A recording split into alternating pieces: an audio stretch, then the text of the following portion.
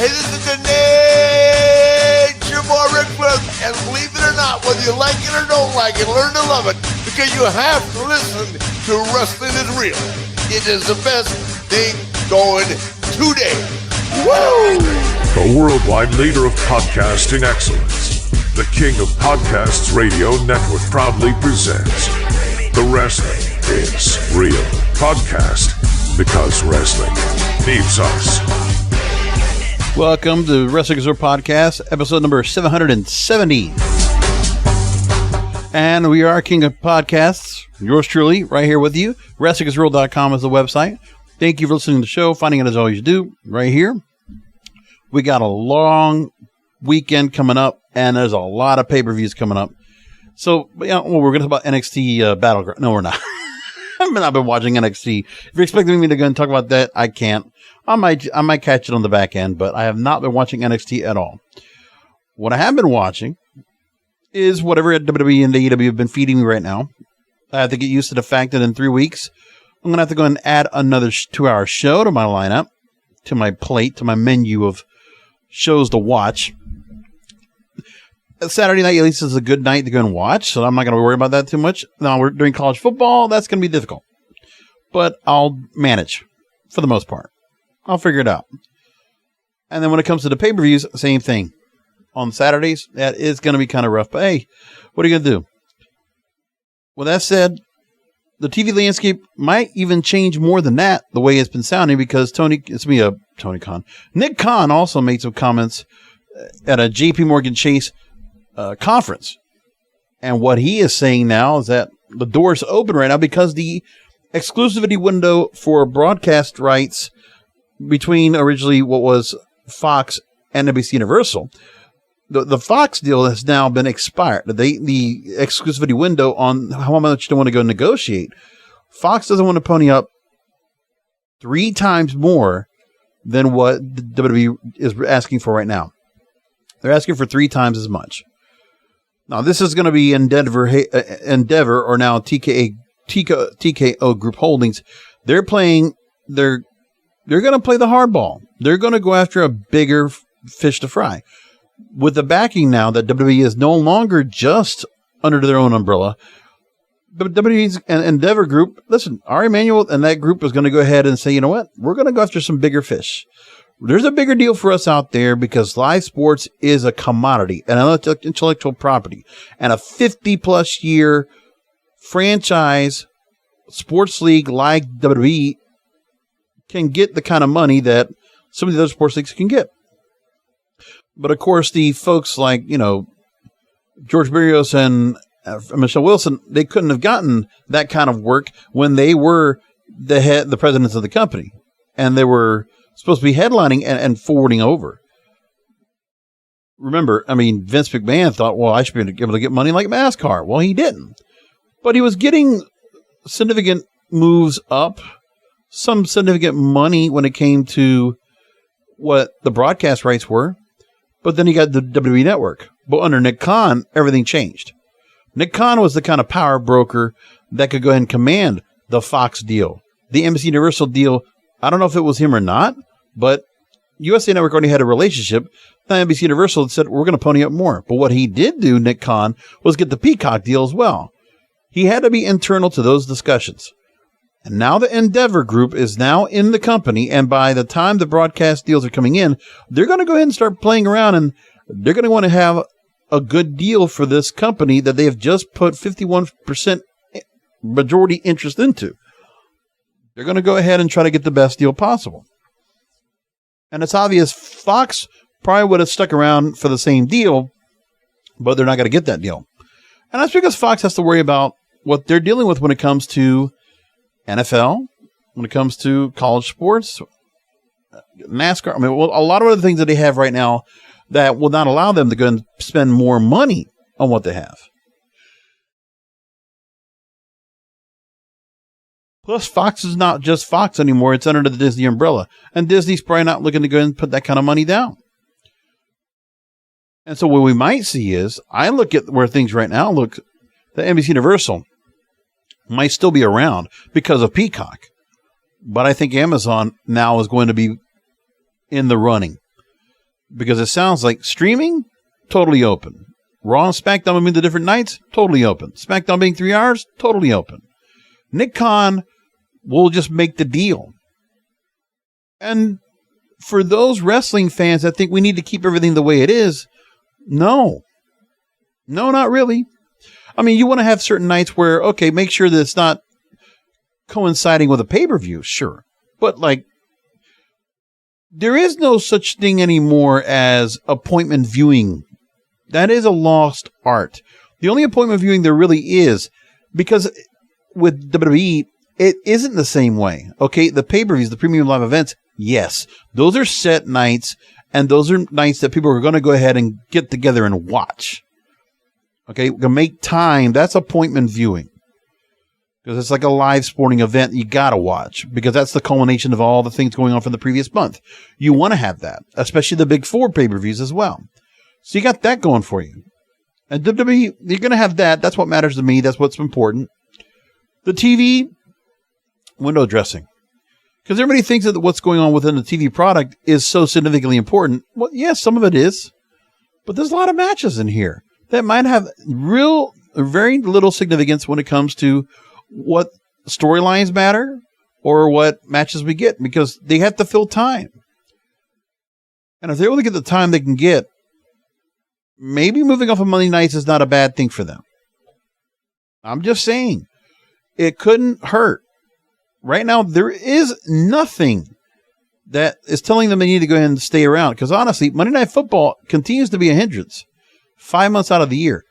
It couldn't hurt for them to move out of that time slot. I mean, that's something they have to consistently deal with. Now, it was a different time before, and the Attitude Era was a different time as well. But does it have to be on Mondays? No. People are worried about like the ratings and all. It's also the demand of the streaming of what's out there, and it's the revenue they're going to go and make. Because regardless, it's the broadcasters that really care about the advertising. Because what's going to happen now is, with the deal that's being made and the level of money being made, I mean, NBC USA used to do a thing when it was Michelle Wilson and George Barrios. Remember the deals they would get? Sure, maybe $120, $140, $160 million per year on those USA deals. But then what would happen is that there would be a revenue split on the advertising. Well, right now, the advertising is not doing well on network or cable anyways. Advertising is down across the board. So that's not what the money is. The money's in the streaming. The money's in getting content that you can get. And honestly, USA Network would rather go and have a chance to go and put the programming on a night that might be even better for them. Because USA getting, 1.4, 1.6, maybe 1.8 million on Monday nights consistently. I mean, it's really, what are the shows that are going out there against cable that are trying to go and compete against that audience? Because cable can try to go ahead and program as such, but so what if you have Below Deck that might used to go and cut a rating, or Love and Hip Hop, or 90 Day Fiance, or whatever there is? Okay, some shows have moved away from all that, and some of it's really just on demand. So it's the 7-day plus numbers. So some of these shows don't necessarily worry about that. All right. What they need to go and concern themselves with more is what's going to happen with, you only get the deals and let the broadcasters handle where they're going to put the shows. Okay. TBS and TNT have been doing that.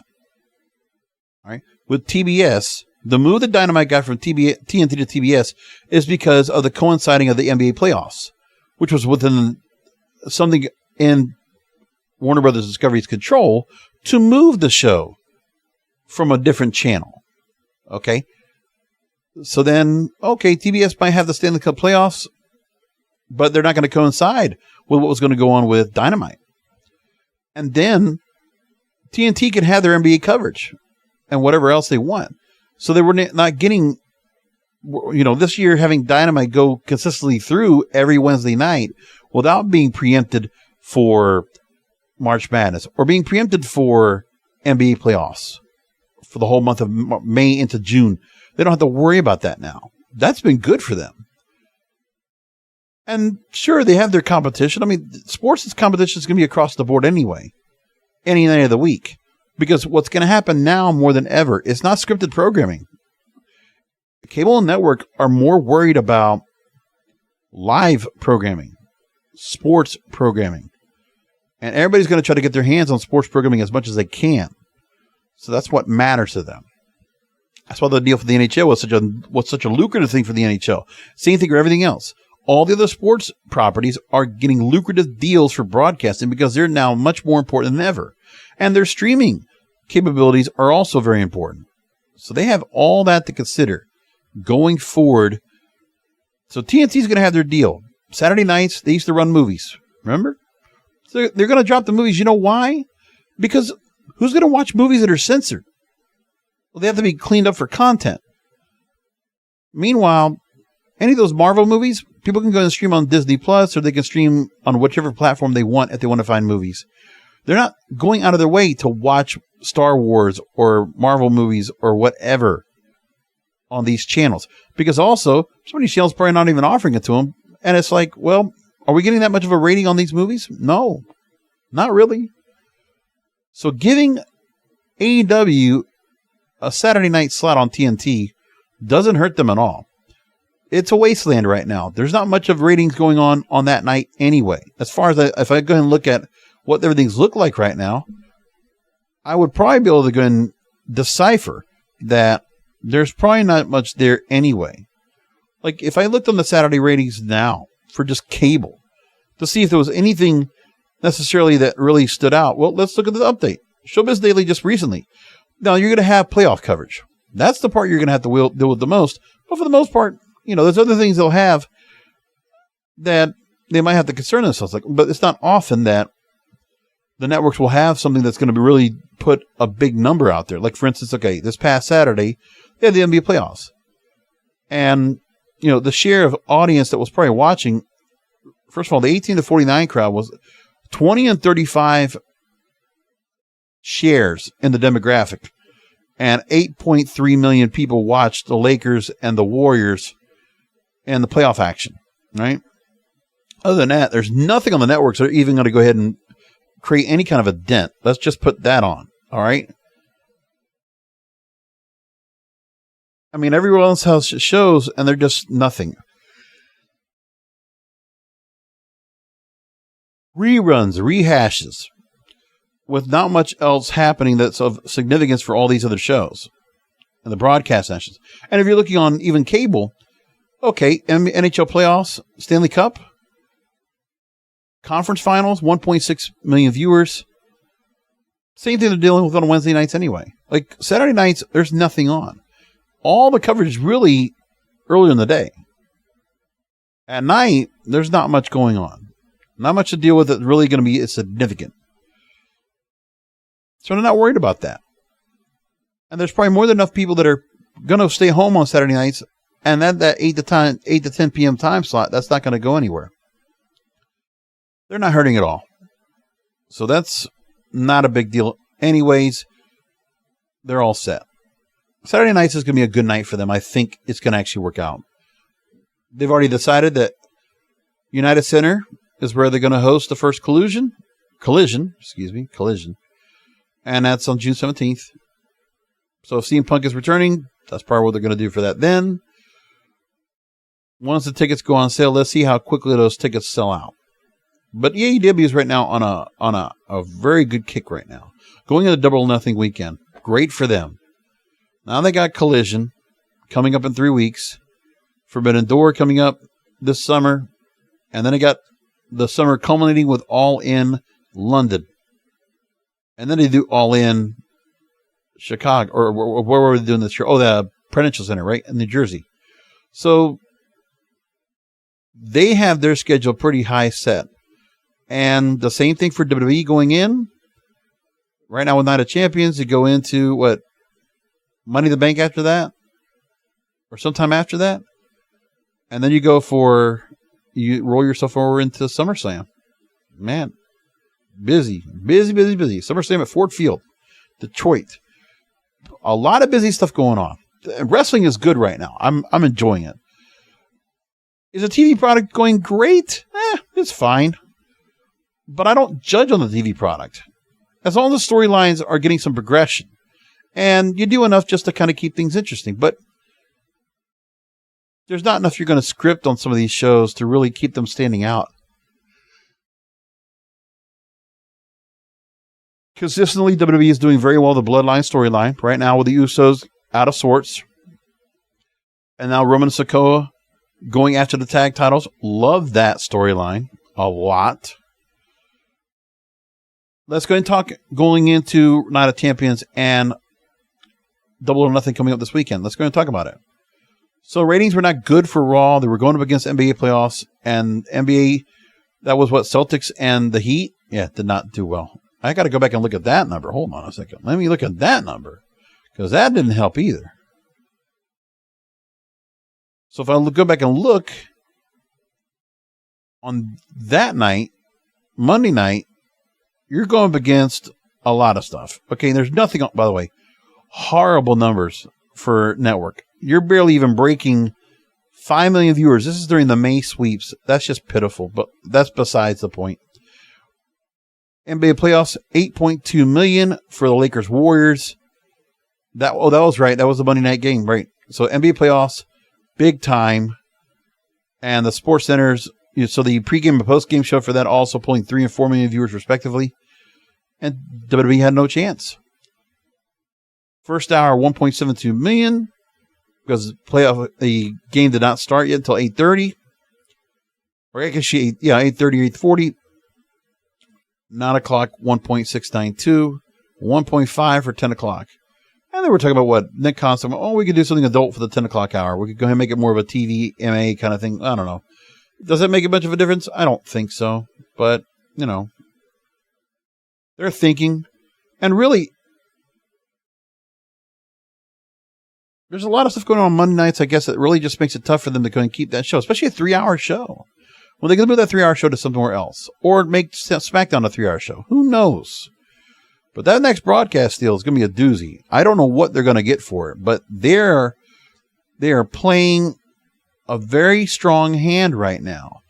The power of the Endeavor Group and now the combined with the UFC to create this. These Hollywood power brokers, a lot that are just like it. Remember, think of like 10 Nick Coms working for this company right here on behalf of WWE because Endeavor wants to make some money. They're going to want to get the broadcast deals as high as they can get them. And they're going to be able to go and command it. And they're going to be able to be presenting to all these companies and have the palms greased up to get these deals done. They know they could do this, so that's what they're going to figure out. And then the high profile of this company is going to go to another level. I think people need to realize that's going to happen with this deal too, which is why I'm actually positive about it. The power of the UFC and WWE together in some way, shape, or form, and the impact on the magnitude that TKO Group Holdings under the Endeavor Group umbrella is going to be able to make. That's just monster. I keep an eye on that. I would. So setting things up, go home shows, we got to stare a pair of a couple of them, right? And when you look, okay, first off, Raw's been kind of I just flip in and out. I really have not been watching a lot of the matches because it's like, yeah, it's fine. But, now we're in this time of year, it doesn't make much of a difference to me. It's just like, okay. So Raw, you knew Cody and Brock were going to have their setup. Owens, Zayn, and Riddle against Imperium, they had set that up from the week before. Like I said, Triple H has still got some pull in this because we're seeing matches being scheduled week before, and they're not giving us the instant matches like we always get. Some happens, but we still see it. And then Becky and Trish signing their contract for Night of Champions. Okay, so you got the Legacy of Legends. So Roman and Sikoa, they're going to go ahead and deal with things. So now, what is there? They did a lot of stuff going on with Bloodline, Zayn, Owens, and Riddle, Imperium, and like everything being set up for the match. They're coming up the 6-man tag. All right. Bronson Reed going up against Ricochet. Am I paying attention to that match? No. Two people that I don't see anywhere leading up into a premium live event anytime soon. They're not in a set storyline. They're just kind of being put together. Apollo Crews coming back. All these NXT call-ups coming back into the fold. Or these people that are being brought back. Whatever. And then you move along. Seth Rollins talking about leading up to his match with AJ Styles for the World Heavyweight title. We'll finally get that championship crowned. Okay. And there's some matches that are going on in between. Candice LeRae and Zoe Stark. Talk about the match. Just a throwaway. I'm just not paying attention. Nikki Cross along with Zoe Stark and trying to set that up. Whatever. Like, there was a lot of matches just did not care about in this tonight. Alpha Academy, Viking Raiders, throwaway. There's just a lot of mid-carders that I don't feel like there's any kind of impact or any kind of momentum behind them at all. And there is nothing you could do about it. Part of it's the ruining of Vince being under the control with a pencil. And it doesn't matter what you do here. Your diehard fans, which is a dwindling core audience now, just they can go on and keep going through the motions, and that's what they do. Bronson Reed, Ricochet, Alpha Academy, Viking Raiders, this is just window dressing. This is just filler. Shinsuke now moved over to Raw, and he takes on Finn Balor of Judgment Day. Got it. Okay. Then you got things set up with Raquel Rodriguez, and she has to go ahead and defend the tag team titles because even without Liv Morgan, she has to go and find a partner to go ahead and be in a fatal four-way match. What is it? I forget what it is. Is it on SmackDown tonight or Friday night? I think it is. So they can go ahead and have that done and then set that up because they're not running that. They're not going to have that match in Saudi Arabia, right? They're probably going to have what? They're not going to have that match in Saudi Arabia. All those women? No, of course not. So you got that. Becky and Trish, they get their signing. It's fine. It's going to be a really good match. I know that. And then looking okay, Dominic and Apollo Crews. Like, they're just kind of integrating people just to integrate people. It's like, whatever. And that's going to be like, whatever, right? And then they had the 6-man tag, and, we had Cody that was gotten attacked by Brock Lesnar. Arm apparently broken. They're trying to go and put that set up. So Cody Rhodes, the ultimate babyface, injured again heading into a match. Basically trying to go along with, but this is a worked injury, but they'll put this in here and see what happens with it. From SmackDown, the setup for that, you're looking at, they sandwich a lot of Zayn, Owens, Bloodline, because that's what's the working storyline. Why not get into it? Then LWO against the Usos, you set that up. Brawling Brutes now to help out Pretty Deadly. Like, you have some stars that are together. You split up. You did the draft. You made the split. Now some fresh matchups. That might be what you're getting. Does that really make much of a difference? No. Do they thread the needle? Do they really push the needle across? No. Like any mainstream appeal? No. It's your core audience. You got to build on it. Now, some of these younger stars, will they take off? I don't know. I didn't really feel much momentum in NXT. NXT, I feel like they'll just, and they're in Orlando in the Performance Center, they'll just cheer for anything. It's 500-600 people in there, and they'll cheer for anybody. So they just give something that's kind of like that. I mean, WWE really is just kind of satiating the audience. It will give you something of what you want. But is it what everybody else wants? Like, if you're only going to go and satisfy just the core audience, then yeah, you're not growing the audience at all. I don't know. It's just, it has to be more. That's what I'm looking for me. Asuka, Zelina Vega, like, okay, you set things up. Street Profits against LA Knight, Rick Boogs, and LA Knight. Funny that Coney, I was actually talking about LA Knight, the fact that like they're not even using him right. Because people keep saying LA Knight is the world champion material. Really? I don't like him being the same character. Okay? Give me Eli Drake and NWA. Give me Eli Drake and Impact Wrestling. Seriously, not this right here. Not much doing about it. I'm just not feeling it. Cameron Grimes, Baron Corbin, like these are just storylines that just don't matter to me. And then Alba Fire, Isla Dawn. I'm sorry. And this is not me trying to like not give these people a chance. Or Karrion Kross going after AJ Styles. It's not like I'm not trying to give this a chance. Maybe the pay-per-views do something different, but nothing goes viral from any of these stars. Nothing comes across that really feels like there's a cool factor to them. Of what I see, Bloodline, Judgment Day, Zayn and Owens, all that kind of attaches. There's just, I guess the people writing for them are just been doing better. And the time and the effort being put in is a different story. But I don't know now.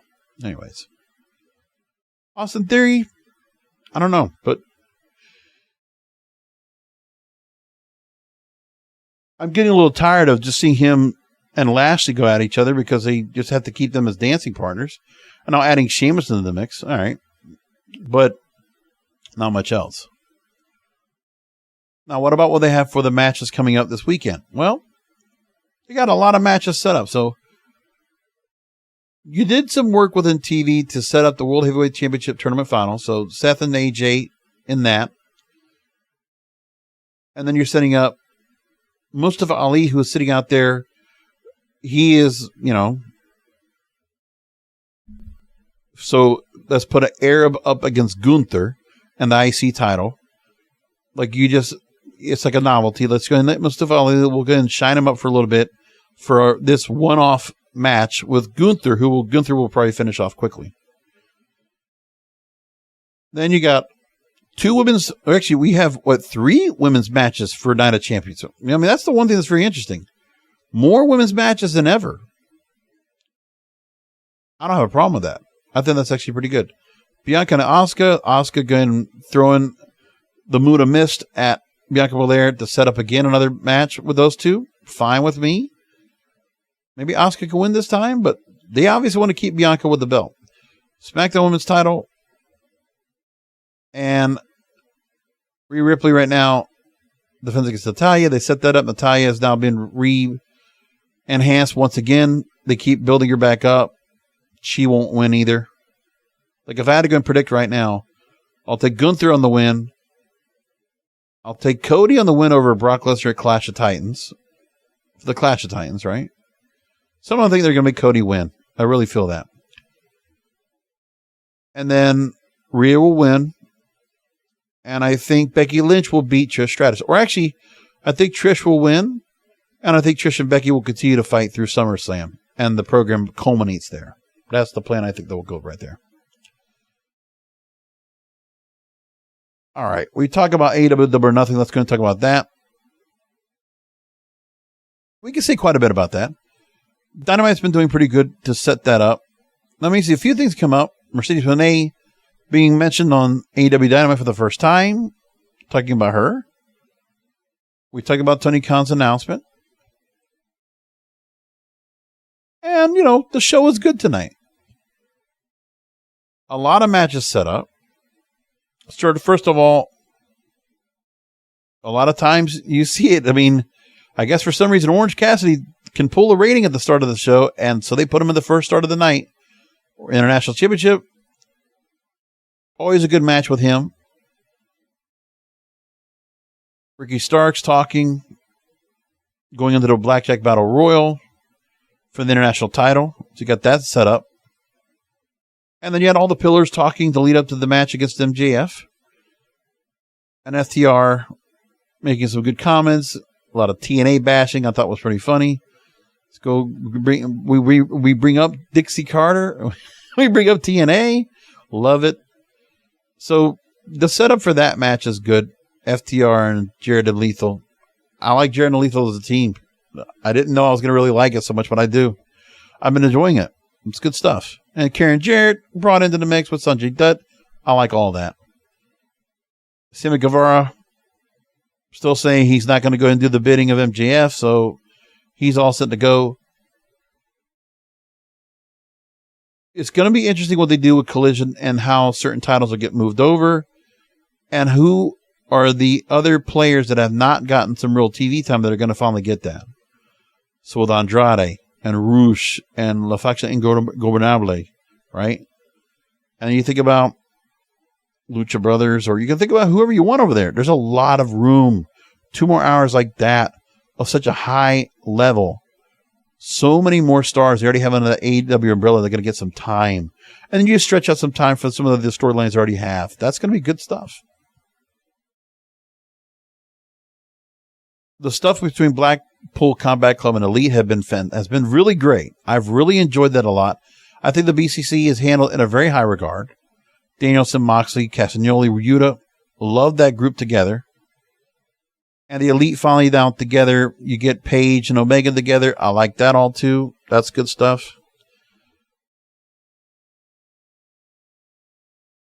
MJF with a massive promo, by the way, does a lot of things correctly. Like to build up the other talent on the roster, to build up the brand, and then to shit on it again. He's doing his job. He's doing what Ric Flair used to do back in the day on those promos at 605 Eastern. He is kind of playing that playbook. Same thing like a Nick Bockwinkel would have done. Same thing like a, Pick'em. Respect for the baby faces, but I'm the best. He's just doing really good stuff. MJF is money. That's funny. Who was it that was talking about? Freddie Prinze Jr. talking to Chris Van Vliet. Wasn't that what it was? And they're trying to say, would MJF ever go to WWE? And he says, no, I don't think he'll ever go. And I think Tony Khan will always match whatever MJF wants. And I think, yeah, because MJF is an AEW, he is a standout. He is synonymous with AEW. MJF will not get the kind of freedom if he went over to WWE. Not at all. Too small. Doesn't have the kind of pull. They wouldn't give it to him. I don't think they would ever respect him. And they would ever give him the kind of position that he has. Look, Austin Theory is not a tall guy, but he's getting a good push right now, and that's good for him. But that's probably about the level that MJF would get, maybe a U.S. title push. But that's about it. MJF's not going to get to do the kind of stuff he's doing right now. I believe that too. And if I feel like anybody right now of the 4 of the pillars that are going to be in this match this weekend, if anybody I think is going to actually get a chance at that title, I think Darby Allin's got a good chance. Like if I had to say somebody that would go and take the belt off of MJF, I'd say Darby. I would say Darby. I really do. Wardlow setting up with Christian Cage the ladder match. They did that. Adam Cole and a signing for the unsanctioned match. And some people on Twitter, hey, why are you doing a country for unsanctioned match? I get it. Well, they set it up. The Sabu return as enforcer. Love that. Even his presentation, Sabu, it was great to see him out there. He was well dressed, by the way. I did like how he looked. And they set it up, man. Good stuff. So as for their matches coming up this weekend, the Hardy Party versus the Firm. So Matt, Jeff, Isaiah Cassidy, and a 6-man tag against the Firms. Ethan Page, Austin Gunn, Colton Gunn. I guess these are all the people that are left after the Firm deletion. So they got that set up. And I'll take the Hardy Party to win. Unsanctioned match, Chris Jericho versus Adam Cole. I will take Adam Cole in the win. Jay Cargill will go up against Taya Valkyrie once again. But I guess there's nothing being said about that. Taya Valkyrie cannot use Road to Valhalla as her move. She cannot use that face plant. I'm not sure if that's the case or not, but that title's matching up again. Anarchy in the Arena, Elite versus Blackpool Combat Club. I will take the Elite. No, I will take Blackpool Combat Club on the win. Orange Cassidy will have 20 other members to go after in the Blackjack Battle Royal for the AEW International Championship. I don't know if Orange Cassidy wins. I don't know if he keeps it. Interesting he wants to do it, but hey, why not? Jimmy Hayter versus Tony Storm, AEW Women's World Championship. I'm going to hate this, but I don't want to see Jimmy Hayter lose it, but I think Tony Storm's going to win that belt. And not be an interim champion, but actually be a champion. I think they want to keep the Outcasts together and they want to move them up with something. This is going to be a claim for them. They're going to want to get this. So I can see that happen. And then I think what will happen is either Jamie will go back for a rematch, but then I think Britt's going to come back in, and then she'll try to go after the belt. If it's on Tony Storm and whatever they're going to do with that. Wardlow against Christian Cage. I take Wardlow to win the ladder match for the TNT title to retain. AEW World Tag Team Championships. Special guest referee Mark Briscoe. And Mark Briscoe now is neutral because he also has beef with FTR along with Jared and Lethal. So there we go. Or I guess he still has like some okay with Jeff Jarrett and Jay Lethal. I'm not sure what the whole thing is, but it's, it's cloudy at best. Man, I don't know. I don't want to see FTR lose, and I don't think they will. I think they'll win. And MJF versus Sammy Guevara, Darby Allin, Jungle Boy Jack Perry. Shit, this is a tough match. I'm going to go with it, man. I'm going to go with the upset. I feel it. Something where I feel like they're going to crown Darby Allin. I don't think it's Sammy. I don't think it's Jack. I think Darby wins. I think Darby's going to be the one that wins it. That's what I feel. MJF, I don't know, man. I don't need him to be champion or not. I like him as champion, but he doesn't have to be champion. He doesn't have to be. Something. I don't know. There's something there. That's what I think things are, and that's where I feel things are. I want to go into a couple stories that did come up where we were learning more about Nick Khan and some conversations he's had. Post Wrestling has done some reporting on this. There hasn't been a whole lot to talk about on this because of the meetings that were going on. Nick Khan and his comments only got covered by the dirt sheets. Nothing else. That was pretty much it, which kind of sucks. Now, Nick Khan was at the JP Morgan Global Technology, Media, and Communications Conference in Boston. He talked about WWE is open to a third hour Friday Night SmackDown. And that WWE is looking to do more shows internationally. There are currently conversations with international series about 2024 dates. With Raw, there's internal conversations about the third hour of Raw being how to get it more engaging. And he was saying adult themed. And the growth of women in WWE, he says he expects more female talent to join. Went on to mention there are women on the roster who are paid well as the men. So that's cool. And I think for WWE, yeah, they can go along and keep working along with getting the women up at the same level as the men. Because I think for that roster, they are as important as the men, honestly. Maybe not so much an all-star power, but there are quite a lot of women that are a star power right now. And I think there you have a better chance of getting some of the women over than they do the men.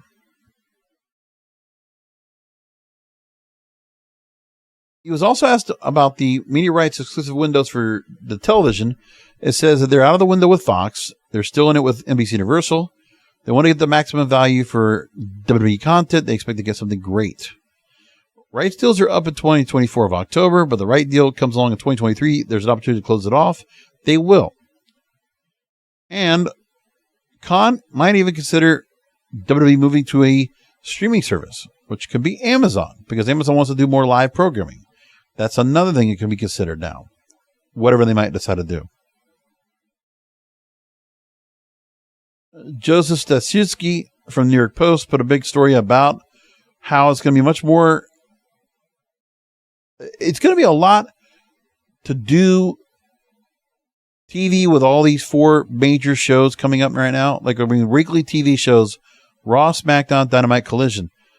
Because we're not going to have two shows on the same night. That was the difference when we used to watch Raw and Nitro on Mondays and then Thunder and SmackDown on Thursdays, and then they all switched around. It's a different story now. Because now they're all on different nights. We have to commit 2 hours on all of it. He says that's 624 hours a year, 26 full days if you count it all together. If you add premium live events and pay-per-views, we're going to average 80.5 hours across 23 shows. 30 full days of the year sitting and watching pro wrestling, and that's not without going and sampling Impact on Thursdays, Ring of Honor, New Japan, Major League Wrestling, Game Changer Wrestling, or any of the promotions. Which is true.